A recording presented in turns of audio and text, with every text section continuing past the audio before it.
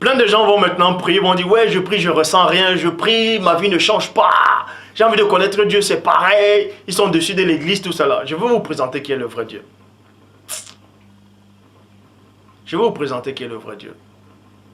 Le vrai Dieu est là tous les jours, mais vous ne le voyez pas. Quoi qu'on ne peut pas voir Dieu. Pour être en communication avec le vrai Dieu, enlevez complètement tout ce qu'on vous a enseigné là. Votre Dieu là, qu'on vous a enseigné. Dieu n'est pas dans le livre. Dieu n'est pas là-dedans là. Dieu n'est pas là-dedans là.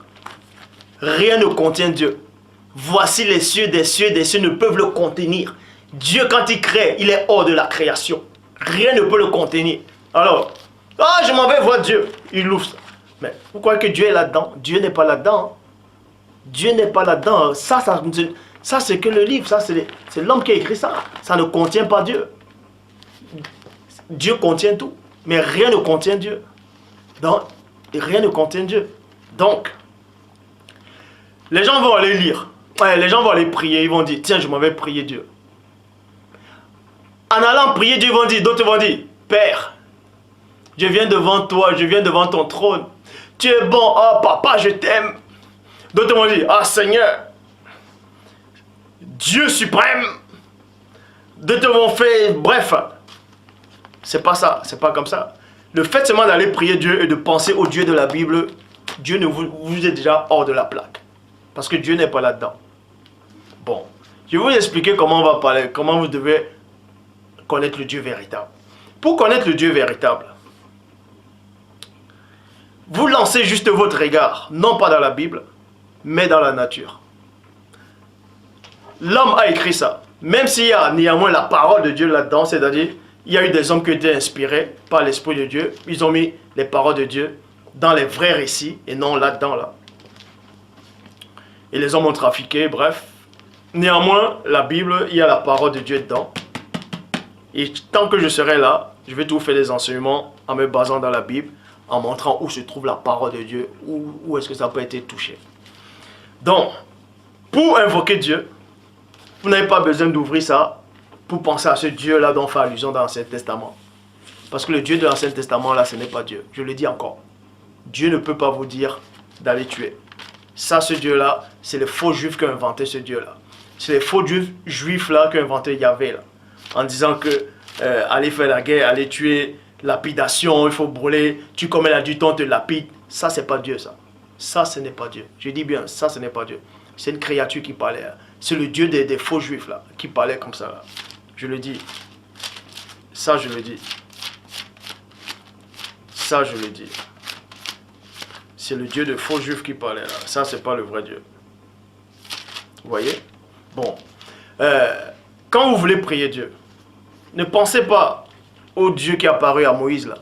Parce que ce Moïse-là, même, là, a été piqué du vrai même qui est arrivé, là. Donc, tout ça, là, c'est des copies. Et les copies, ce n'est pas l'original. Et l'esprit de la copie n'est pas le vrai esprit de l'original. Ça n'a rien à voir. N'ajoutez pas foi à tous les esprits. Donc, quand vous voulez être réellement en communication avec le vrai Dieu, le Père éternel, vous regardez la nature. Là, Paul lui-même le dit. Paul a eu cette révélation. La nature elle-même ne vous enseigne-t-elle pas? Vous regardez juste la création. Vous levez la tête au ciel, en l'air comme ça. Là. Vous regardez les nuages, vous regardez la création. Vous allez sentir une présence. C'est une révélation que je vous donne. Vous allez sentir une présence. Vous allez sentir une présence. Une présence créatrice. Une puissance. Vous allez sentir qu'il y a une intelligence derrière la création. Vous ne pouvez pas voir cette intelligence. Vous ne pouvez pas concevoir. Mais vous savez néanmoins qu'il y a quelqu'un qui vous regarde. Qu'il y a une intelligence derrière la création. Adressez-vous à cette intelligence-là.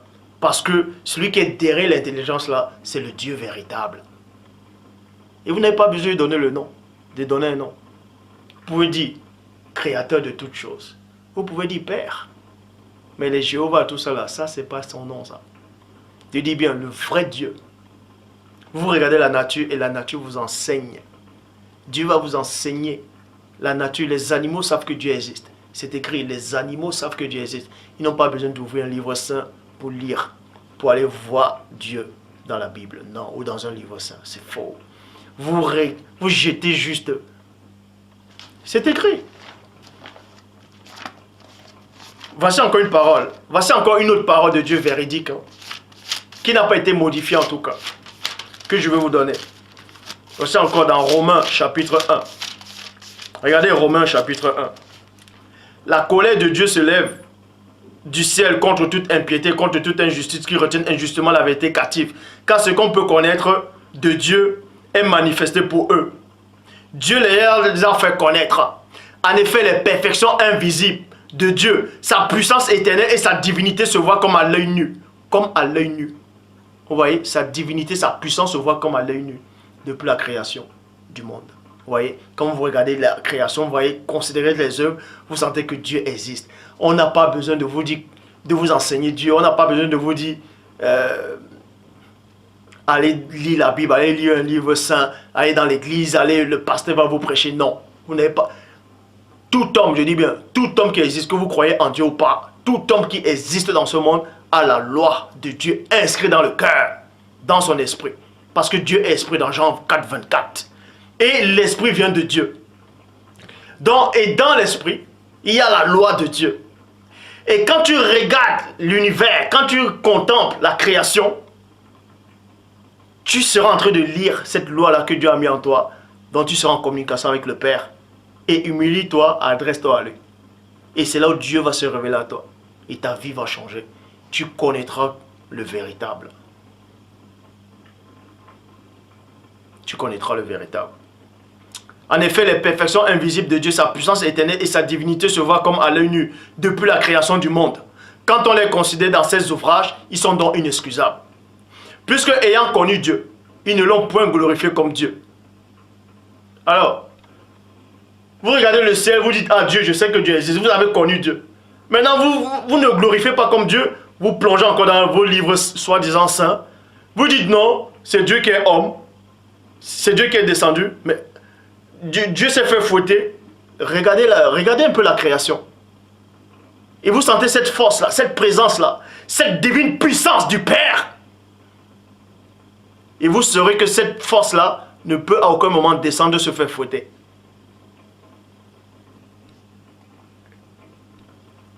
Puisque ayant connu Dieu, ils ne l'ont point glorifié comme Dieu. Et ne l'ont point rendu grâce, mais ils se sont égarés.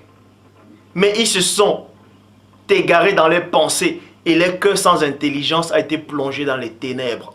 Deutéronome 28, 28, le Seigneur Dieu te frappera de délits, d'égarement, d'aveuglement d'esprit, vous êtes tâtonnés en plein jour. Se vantant d'être sages, ils sont devenus fous. Et ils ont changé la gloire du Dieu incorruptible en représentant l'homme corruptible.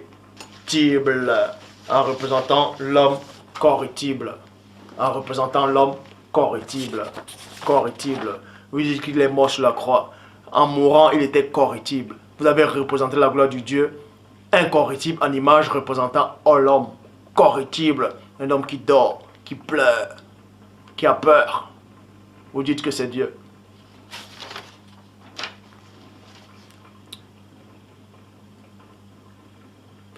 Ils ont changé la gloire du Dieu incorruptible en représentant l'image, représentant l'homme corruptible des oiseaux. On représente le Saint-Esprit, la puissance elle-même de Dieu. On la représente en forme d'oiseau. On dit que c'est une colombe. Voilà, c'est écrit en oiseau, en quadrupède, des reptiles. C'est pourquoi Dieu les a livrés selon les convoitises de leur cœur, en sorte qu'ils déshonorent eux-mêmes leur propre corps. Eux qui ont changé la gloire, eux qui ont changé la vérité du Dieu en mensonge. Ils ont adoré et servi la créature. La créature. Au lieu du Créateur qui est béni éternellement.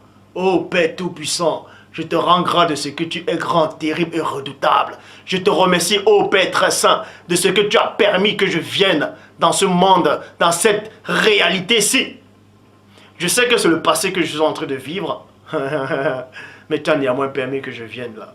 Parce que je sais que tu aimes les humains. Je sais, Père très saint, toi qui es le seul créateur, toi qui n'as pas d'égal, Tu es le seul, l'unique. Et nul ne pourra t'égaler. Je te loue, Père, pour ton amour, pour ta patience. Et je te remercie, Père, de ce que tu permets. Que ta vérité, que ta parole véritable puisse affranchir le maximum de personnes.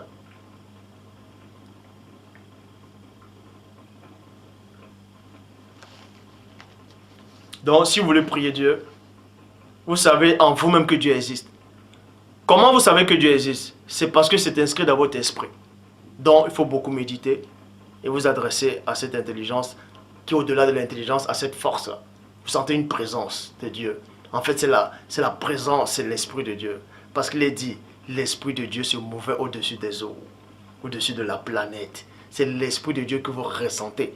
Quand vous sentez une présence dans l'univers, c'est-à-dire une force qui a créé. L'Esprit créatrice, c'est le Saint-Esprit que vous ressentez.